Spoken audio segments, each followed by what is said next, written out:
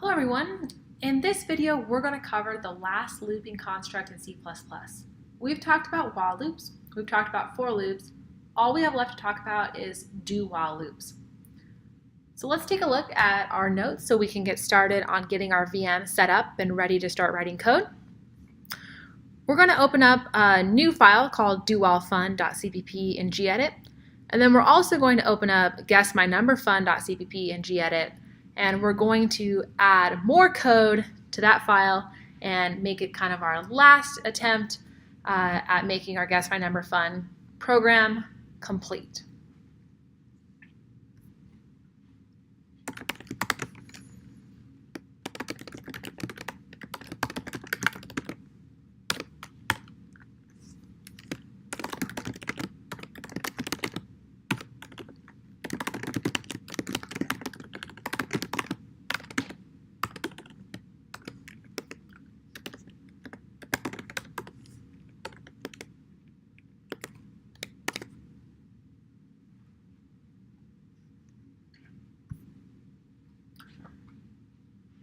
So let's start with our general template of a do while loop.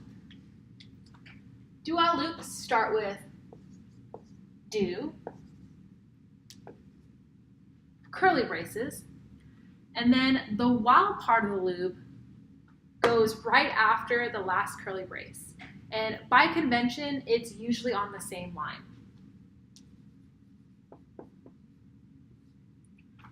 You could probably guess what goes in here. A Boolean condition.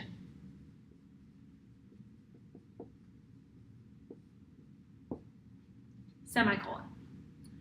This looks kind of weird having a semicolon at the end of a while and a Boolean condition, but it's going to make a lot more sense when we realize the order at which our do while loops execute.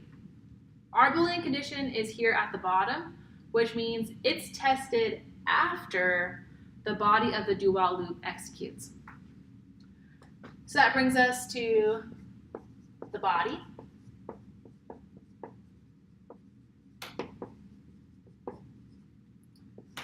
Here we have one or more executable statements.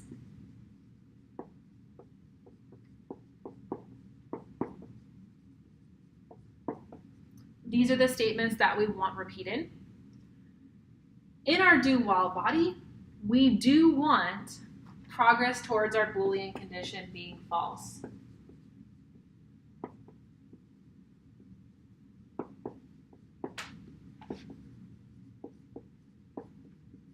The for loop is nice in that there's a designated spot for this. In our do while loop, like our while loop, there is not. So this is our general template. Since we're pretty familiar with how iteration works in C++ now, or even more generally in terms of an algorithm, I'm just going to go ahead and write down the order of how our do while loop executes instead of going through a num stars example. So let's say we have some initialization code up here.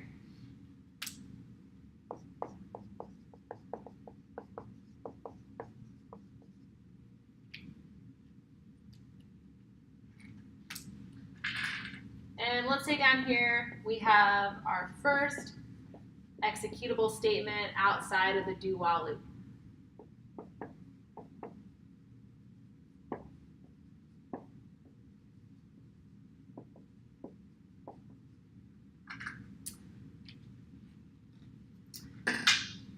So first, our initialization code, and then we enter the body of our do while loop, including executing our progress towards our Boolean condition being false. And then we come down to location number 3, which is where we test our Boolean condition. If this evaluates to true, then we head back up to the top of the body of our do while, and we begin executing the body again. If this is false, then we head to the first executable statement of code outside of our do while loop, which I will call for. So that's pretty much it. Very much like a while loop, except for one key difference. The key difference is the Boolean condition is tested after the body of the loop, whereas in a standard while loop, it's tested before the body of a while loop. That means that do while loops always execute at least one time. So let's kind of summarize our while, for, and do while.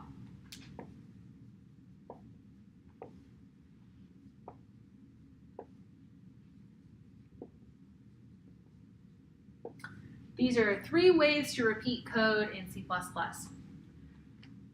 Our while loop executes 0 to infinity times. You could write a while loop that has a Boolean condition that is immediately false, therefore the body of the while loop is never entered. You could have a for loop that executes 0 to infinity times. Same thing. You could have a Boolean condition on a for loop that is immediately false and the body of the for loop is never entered. Do while loops, on the other hand, execute 1 to infinity times. Because this Boolean condition is at the end of the body, it's not going to be tested until after the body executes 1 time. So do while loops always execute at least 1 time, which can be really helpful in a variety of cases, which we'll see here shortly. While loops have this general structure.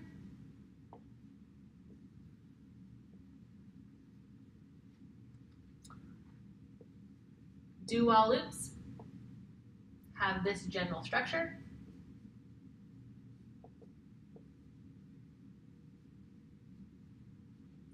And for loops have this general structure.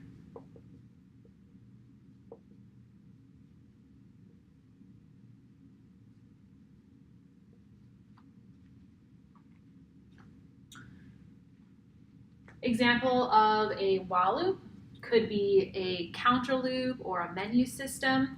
Example of a for loop could be a counter loop. Another example of a while loop could be a flag controlled loop. Example of a do while loop could be a flag controlled loop, a menu, also a counter loop, as well as input validation. You could also do input validation with a while loop, but it's usually really convenient with a do while loop because your code always executes at least 1 time. So that's where I want to kind of pick up right now. I want to implement a do while loop for an input validation problem. Before we do that, to be consistent with our while and our for loops, we should take a look at a flowchart for a do while loop. So with a do while loop, we execute the code block first. Note that the diamond with the decision is after the code block. So after the code block executes, the Boolean condition is tested. If it's true, then the loop brings us back to the code block, and we continue doing this until the condition is false. And then we exit the loop and we go to the next executable line of code outside of the do while loop.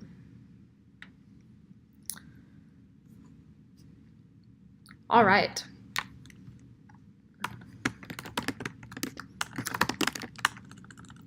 So let's talk about what an input validation loop is. Let's say we want to prompt the user for a positive number. We want to ensure they enter a positive number. Re-prompting until they enter a positive number. So essentially, we're not going to let them get past our loop unless they give us a positive number. We're going to validate that they enter a positive number. So to do this, we'll first need a number that we get from the user. We can solve this with or without a flag variable, but you know my preference is for flag variables. So let's go ahead and declare a flag variable. Let's call it received positive number. And that will be false until proven otherwise.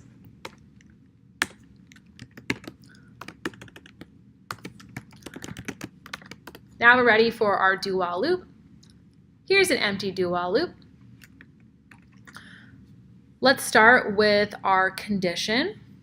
We want to continue prompting while we haven't received a positive number. So with positive number being initialized to false, not false is true. So that will cause our do while loop to execute until we have progress towards our Boolean condition being false, where we set our flag variable to be true. So what's nice about our do while loops is they always execute at least one time, because we need to get a number from the user before we can test to see if we got a positive number or not. So at least one time we need to prompt the user and get a value before we test that value.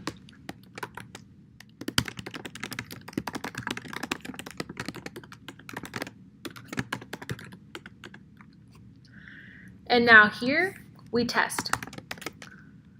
If num is greater than 0,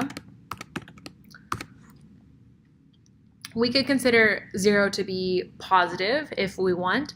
I'm going to consider it to be neither positive nor negative. So we're looking for a number strictly greater than 0. In fact, we could even be more specific in our prompt and tell the user we're looking for a positive integer. That is an integer greater than 0.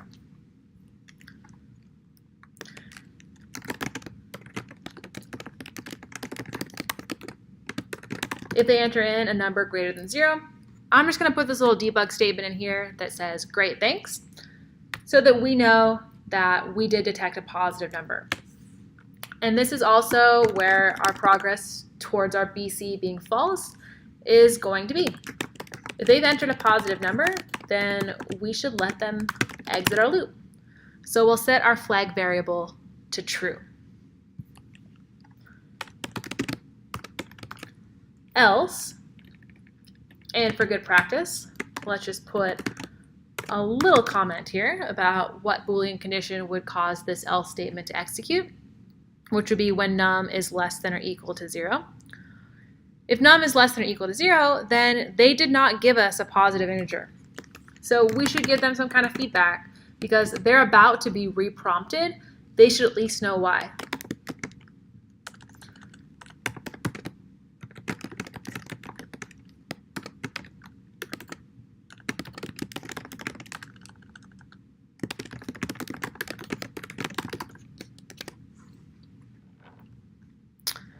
All right, we are ready to save, compile, and test.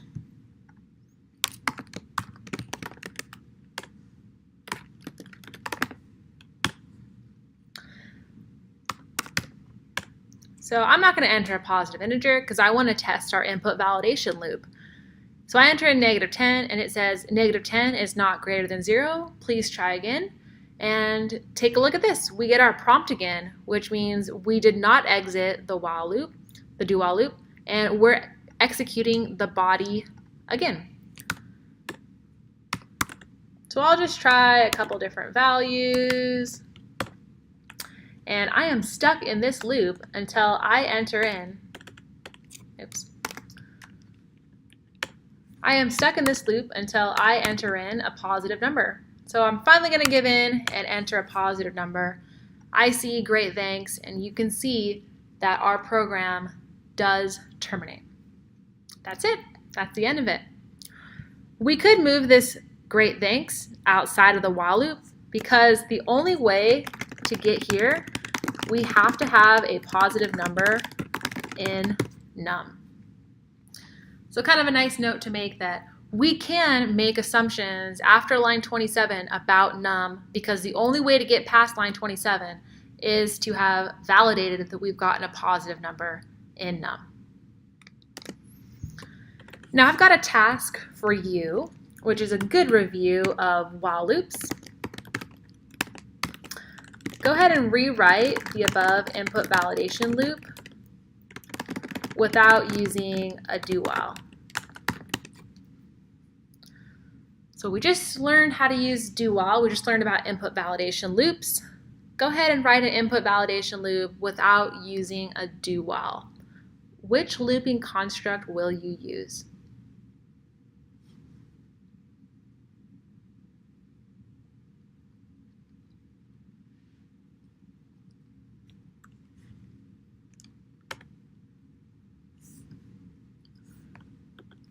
Okay, let's do this. We can't use a for loop because we don't know how many times to run our for loop for. So instead, we're going to have to use a while loop. So let's set received positive number back to false.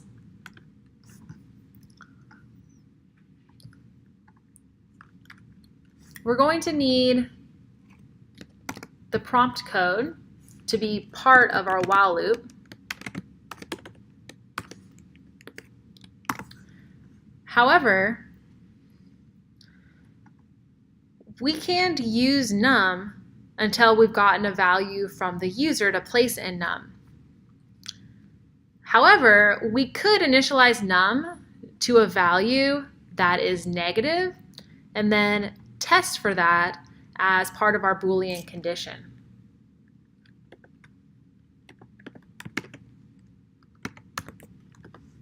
For example,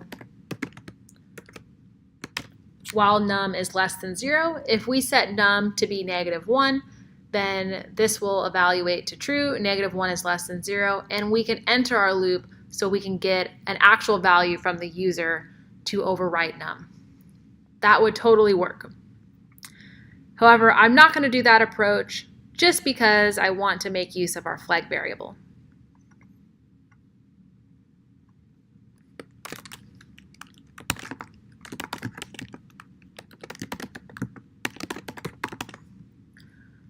So in this case, it doesn't matter what I initialize num to because I'm never going to read that value before I overwrite it.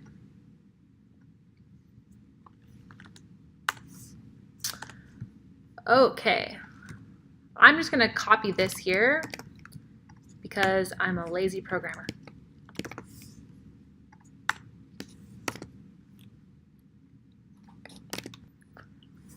Okay, now we're ready to test.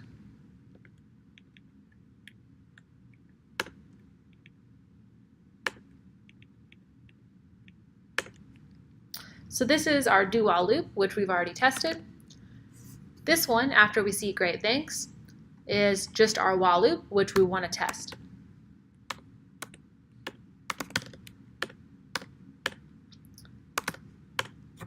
And it looks good. So here's two different ways to solve our input validation problem.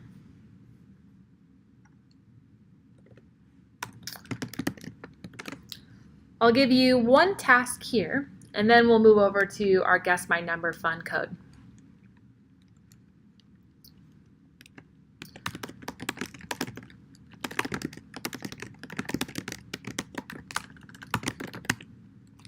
Go ahead and rewrite our print stars code to use a do while loop instead of a while loop or a for loop like we've used previously.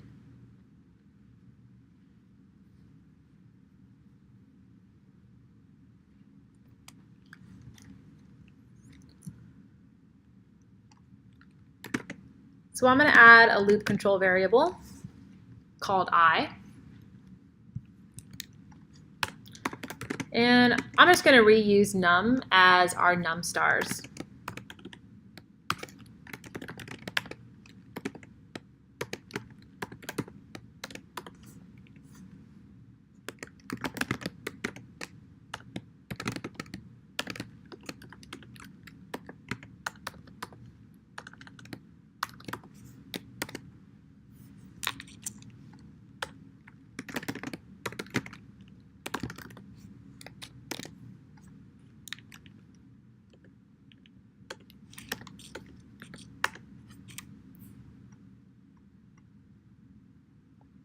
All right, there's our num stars code written as a do while loop, and we've also solved the same problem as a while loop and a for loop.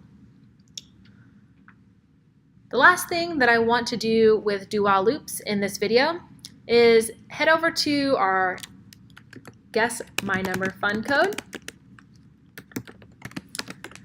and add a do while loop so that the user gets to keep playing the game after they've guessed a number correctly if they want to. So this gives them the option to play again, essentially, without having to rerun our program. So let's go ahead and declare a char for user choice. And let's assume that we'll have them enter Y for yes, they want to play again, or N for no, they don't want to play again. So we're going to wrap this whole thing after our call to srand in a do while loop. And I'm going to delete this here because it's making our code a little bit bulky.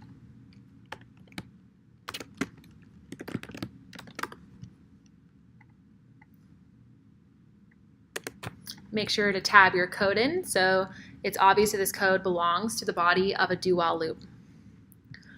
Okay, so right here, the game is over. They've guessed correctly, right? The only way to get outside of this while loop is for guess correctly to have been set to true, so not true is false. Game is over. Ask if they want to play again.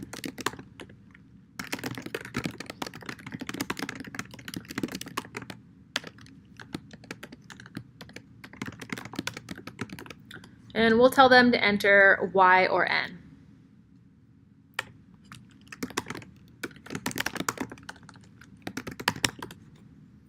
And then we'll get their user choice.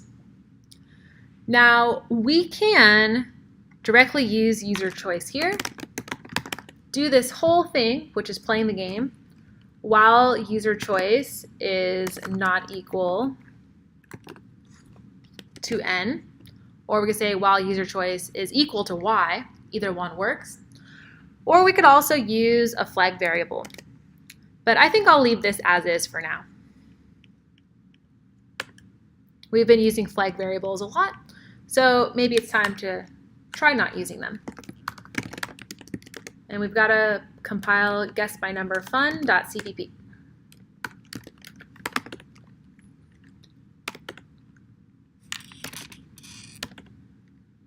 Okay, so I guessed the number correctly on the third try, which was 8. And then it says, do you want to play again, yes or no? I'm going to enter in yes. But I seem to be stuck in this loop. Why isn't my game playing?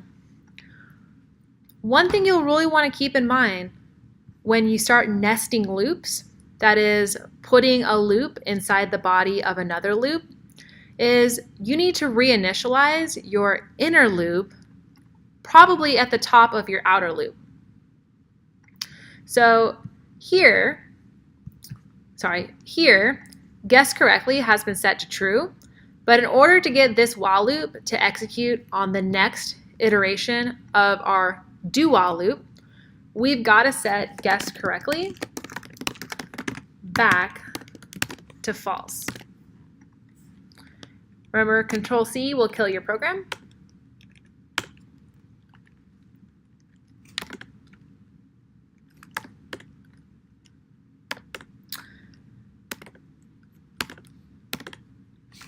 And now we can keep playing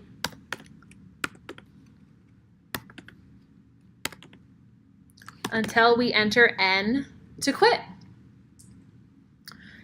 So what we've done here with our wrapping of our while not guessed correctly loop in a do while loop so that the user can keep playing is apply a nested loop. We've seen nested if statements where we have if statements in the bodies of other if statements. Well, we can also nest our loops by putting loops in the bodies of other loops. As you can see, it can get a little bit tricky because we've got to keep track of the loop control variables for multiple loops and be conscientious of where we make those updates. In the next video, we're going to dive into some of the more advanced concepts related to loops, like, for example, nested loops and break statements. So we'll get more of an exposure to putting loops inside the bodies of other loops. So stay tuned until then.